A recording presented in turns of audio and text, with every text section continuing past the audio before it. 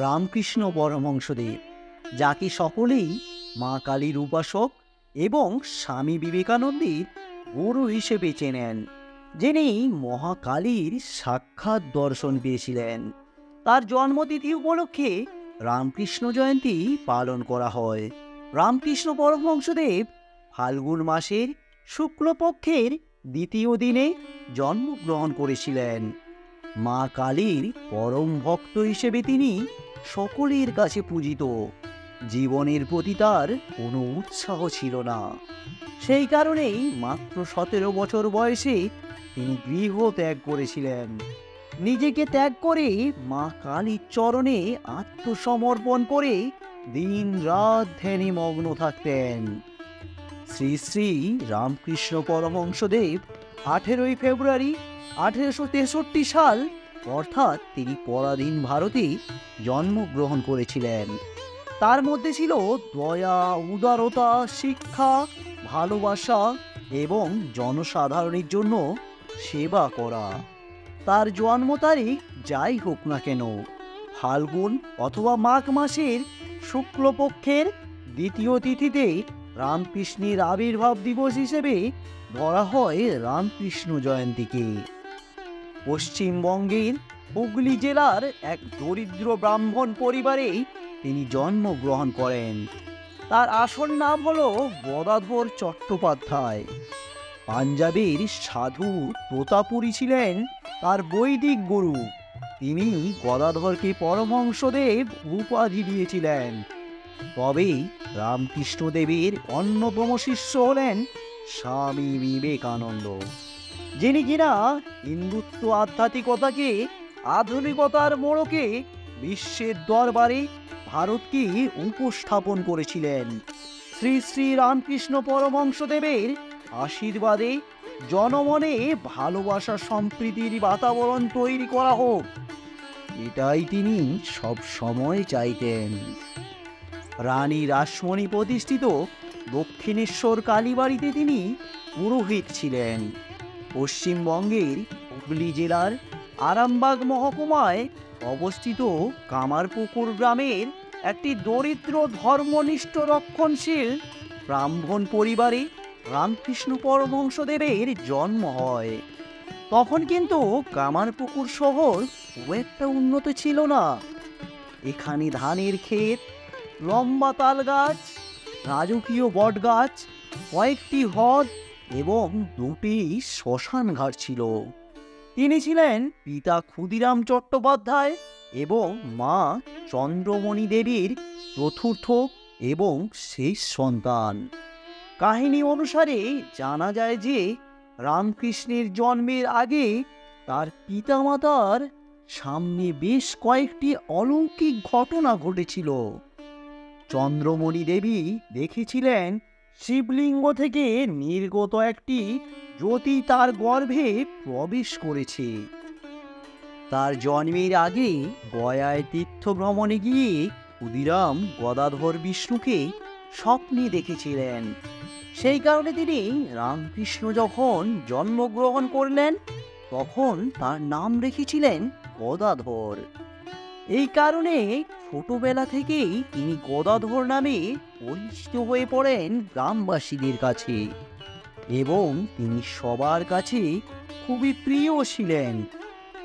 আঁকা এবং মাটির প্রতিমা তৈরি করার ক্ষেত্রে তার ছিল সহজাত দক্ষতা, তবে প্রথাগত শিক্ষায় তার কোনো মনোযোগই ছিল না। আমরা সবাই জানি যে শ্রী রামকৃষ্ণ মা কালীর পরম ভক্ত। 1855 সালে কলকাতার মহিষ্য সমাজের এক ধনী জমিদার পত্নী রানী রাসমণি দক্ষিণেশ্বর কালীবাড়ি প্রতিষ্ঠা করলে রামকুমার নামে একজন পুরোহিত সেই মন্দিরে প্রধান পুরোহিতের পদ গ্রহণ করেন। তখনকার ব্রাহ্মণ সমাজে নিম্নবর্ণীয় বর্ণ এক নারীর প্রতিষ্ঠিত মন্দির হওয়া সত্ত্বেও সামান্য অনুরোধেই গদাধর সেই মন্দিরে চলে আসেন। তিনি ও তার ভাগনা হৃদয় রামকুমারের সহকারী হিসেবে প্রতিমার সাজসজ্জার দায়িত্ব গ্রহণ করেন। এরপর 1856 সালে রামকুমারের মৃত্যু হলে গদাধর অর্থাৎ রামকৃষ্ণ সেই জায়গাটি গ্রহণ করেন, অর্থাৎ তিনি সেই পুরোহিতের দায়িত্বভার নিয়ে নেন। মন্দিরে উত্তর পশ্চিম দিকে তাকে একটি ছোট ঘর দেওয়া হয়েছিল। এই ঘরেই তিনি অতিবাহিত করেন তার অবশিষ্ট জীবন। পরবর্তীতে রানী রাসমণির জামাই মথুরামোহন বিশ্বাস, যিনি মধুর বাবু নামে বেশি পরিচিত, তিনি গদাধরকে রামকৃষ্ণ নামটি দিয়েছিলেন।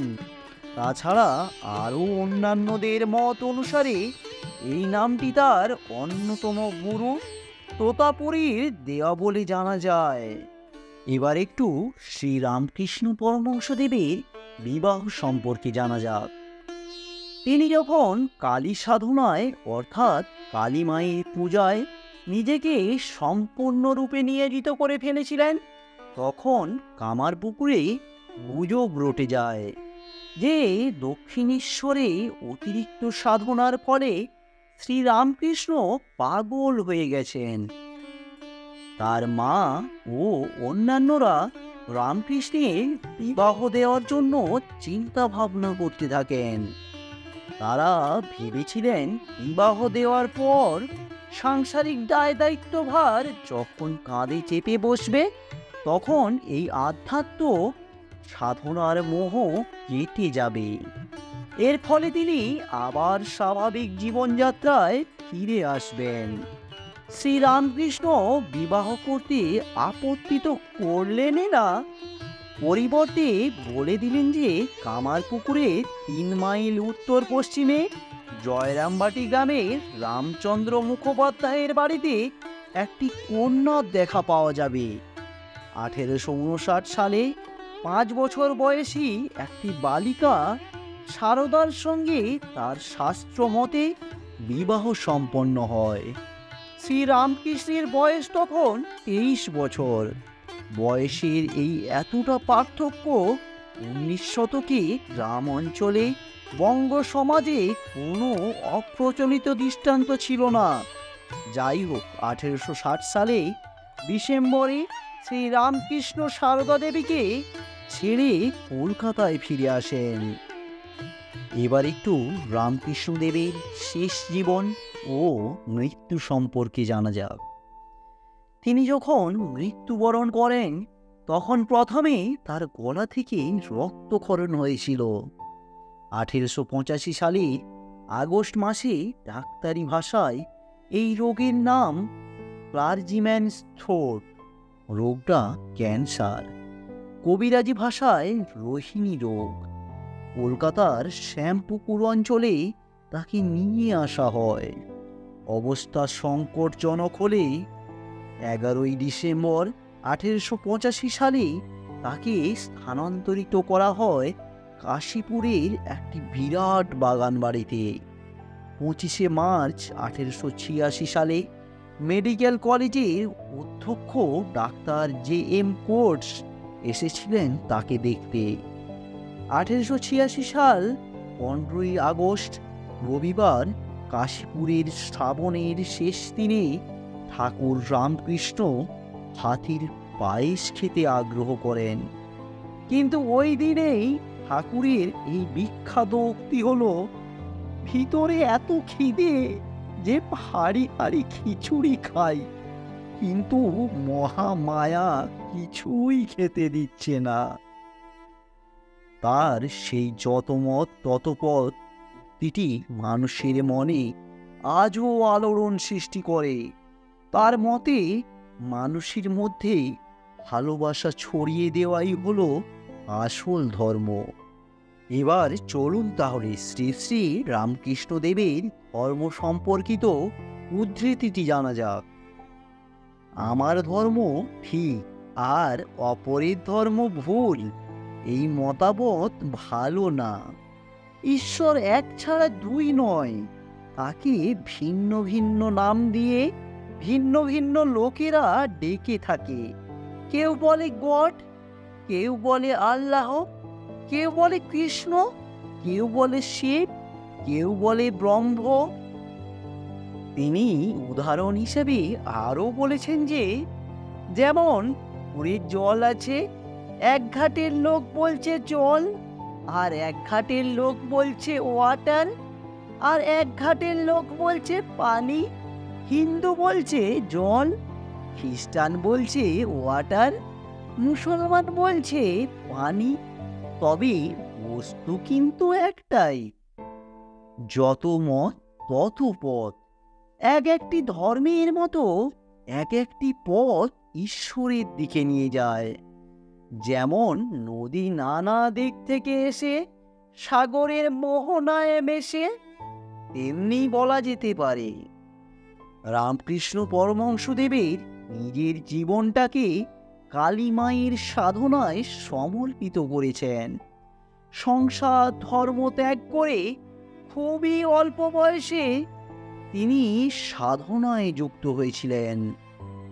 তার জন্ম তারিখটিকে এবং জন্মতিথিকে রামকৃষ্ণ জয়ন্তী হিসেবে পালন করা হয় আজও। শুনছিলেন শ্রী শ্রী রামকৃষ্ণ পরমহংসদেব সম্পর্কিত কিছু কথা। ভিডিওটি ভালো লাগলে অবশ্যই আপনার প্রিয়জনদের সঙ্গে শেয়ার করুন এবং আমার চ্যানেলটি সাবস্ক্রাইব করুন। দেখা হবে আবারও আগামী ভিডিওতে। ধন্যবাদ।